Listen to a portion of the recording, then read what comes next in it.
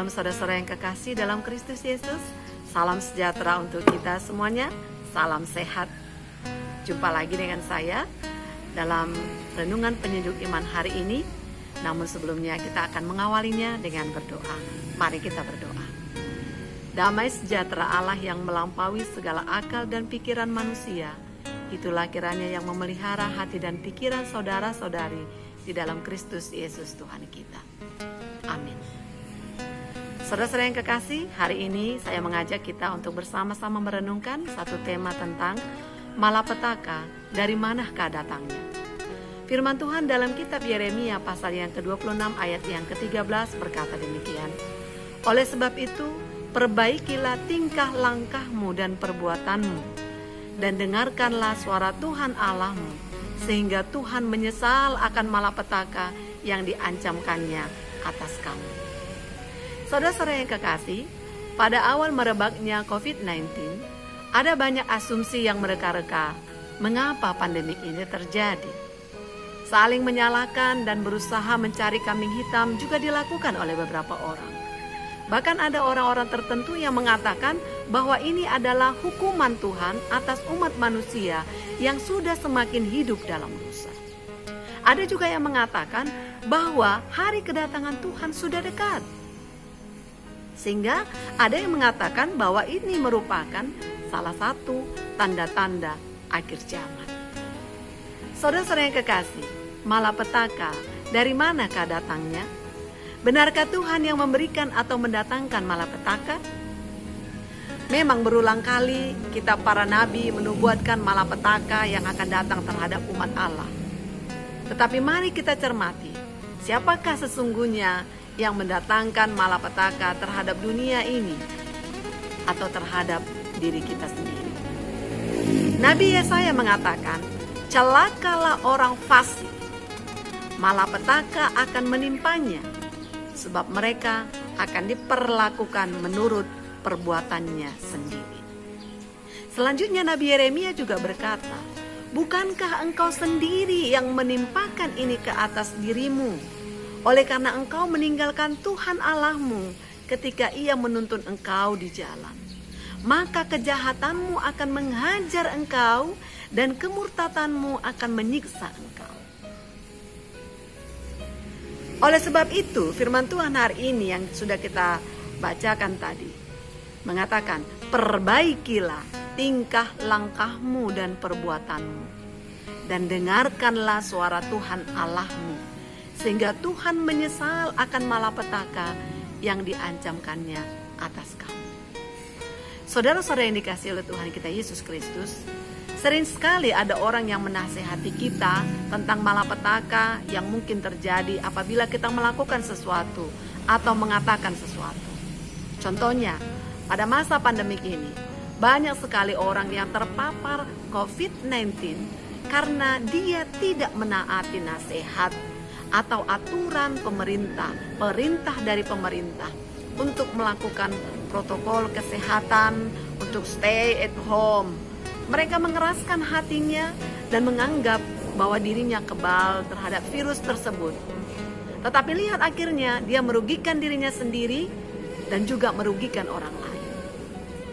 Ada orang yang mendapatkan malapetaka, tapi kita lihat dulu, mengapa dia mendapatkan malapetaka itu? Oh, ternyata setelah diperhatikan, karena dia hidup dalam kefasikan. Dia hidup dengan ketidakadilan. Dia hidup dalam pemerasan, korupsi, dan lainnya. Namun ketika dia mendapat malapetaka, dia mengatakan Allah yang telah memberikan malapetaka itu. Benar, saudara-saudara, ia telah mendapatkan malapetaka. Tetapi sesungguhnya ia sendiri yang mendatangkan malapetaka itu terhadap dirinya sendiri. Dan itu menjadi hukuman terhadap dirinya. Karena memang jalan orang fasik pasti menuju kebinasaan. Artinya saudara-saudara yang kekasih, bukan Tuhan sebenarnya yang memberikan malapetaka itu. Tetapi kita sendiri yang menimbulkan malapetaka itu karena kita tidak taat pada kebenaran. Jadi bagaimana saudara-saudara yang kekasih? Apakah kita masih menganggap, masih berasumsi bahwa malapetaka yang dialami oleh dunia ini, yang dialami oleh setiap manusia, bahkan yang dialami oleh diri kita sendiri adalah malapetaka yang diberikan Allah kepada kita? Kalau kita sepakat bahwa sering sekali malapetaka, musibah yang terjadi dalam diri kita itu adalah perbuatan diri kita sendiri. Oleh karena itu, bagaimana cara kita menghindari malapetaka yang mungkin terjadi dalam hidup kita? Sesungguhnya peringatan selalu disuarakan oleh firman Tuhan agar kita tidak tertimpa malapetaka, agar kita dapat terhindar dari malapetaka, bahkan agar kita dapat terselamatkan ketika kita berada dalam malapetaka itu. Firman Tuhan dalam kitab Amsal pasal yang ke-28 ayat yang ke-14 mengatakan, berbahagialah orang yang senantiasa takut akan Tuhan, tetapi orang yang mengeraskan hatinya akan jatuh ke dalam malapetaka. Artinya, orang yang senantiasa takut akan Tuhan, dia akan berbahagia dan dia pasti dijauhkan dari segala malapetaka. Orang yang takut akan Tuhan itu diselamatkan, dijaga, dipelihara oleh Allah. Karena apa? Karena orang yang takut akan Tuhan itu adalah orang yang setia melakukan ketetapan-ketetapan Allah dan menuruti jalan-jalan Allah, menuruti segala kebenaran yang ditunjukkan Allah, yang selalu beribadah dan mengasihi Allah dengan segenap hati dan segenap jiwa. Orang yang mengasihi Tuhan Allah dengan segenap hati dan mengasihi sesama seperti dirinya sendiri. Itu sebabnya dalam kitab Mazmur pasal yang ke-41 ayat yang kedua dikatakan, berbahagialah orang yang memperhatikan orang lemah. Tuhan akan meluputkan dia pada waktu kecelakaan. Saudara-saudara yang kekasih, bagaimana kita supaya terhindar dari malapetaka? Yang pertama, takutlah akan Tuhan. Dan yang kedua, orang yang mau memperbaiki tingkah langkah dan perbuatannya ketika dia sudah masuk atau sudah berada di dalam malapetaka itu juga pasti akan diluputkan dari malapetaka, akan diselamatkan dari malapetaka, akan diangkat dari malapetaka. Itu sebabnya kita sering mendengar perkataan, membaca pujian atau lagu dari pemazmur mengatakan, angkatlah saya Tuhan dari lembah, dari lumpur ini, selamatkanlah saya Tuhan. Ketika kita sudah terjerumus ke dalam dosa dan akhirnya kita menerima konsekuensi dari dosa kita, kita menerima malapetaka, musibah, kesusahan, penderitaan. Tetapi ketika kita memperbaiki tingkah langkah dan perbuatan kita, maka Tuhan akan menyesal. Tuhan akan menyesal telah mengancamkan malapetaka untuk kita. Orang yang mau memperbaiki tingkah langkah dan perbuatannya, itu juga akan diluputkan dari malapetaka oleh Tuhan. Memperbaiki tingkah langkah atau tingkah laku memang saudara-saudara yang kekasih itu sangat sulit. Apalagi kalau itu sudah mendarah daging dan menjadi kebiasaan sejak kecil. Mungkin dalam perkataan kita dapat mengatakan, baiklah, saya akan berubah. Baiklah, saya akan berhenti merokok misalnya. Baiklah, saya akan berhenti marah-marah. Baiklah, saya akan berhenti menindas orang. Baiklah, saya akan mulai hidup jujur. Ketika kita mengatakan itu, ya mungkin gampang ya. Tetapi ketika kita melakukannya, kita berusaha untuk melakukannya, kita akan sangat sulit. Kita mengalami kesulitan untuk melakukan itu. Sering sekali kita tidak dapat bertahan lama untuk melakukan itu.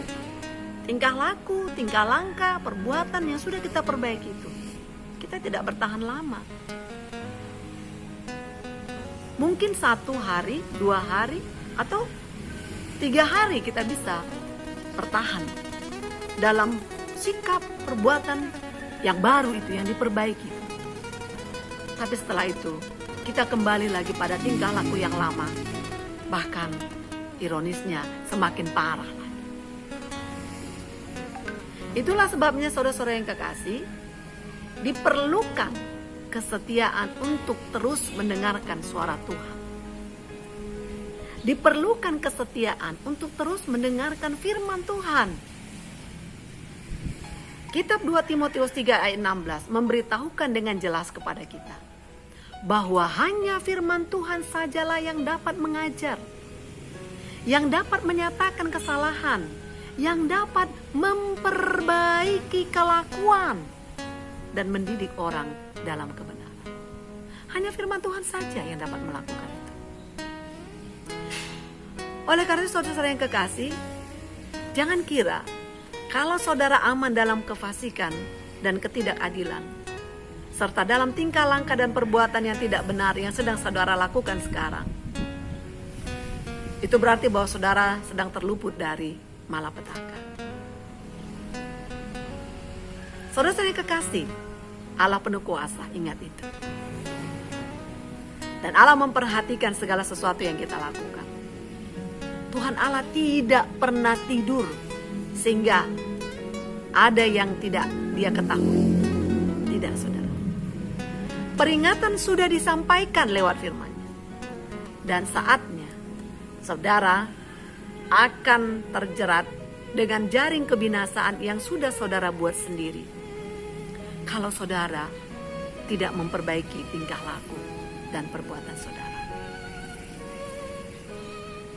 Tuhan tidak pernah merancangkan kecelakaan atau malapetaka terhadap umat-Nya. Rancangan Allah adalah rancangan kebaikan. Rancangan Allah adalah rancangan damai sejahtera. Rancangan sukacita bagi setiap orang yang mengasihi Dia.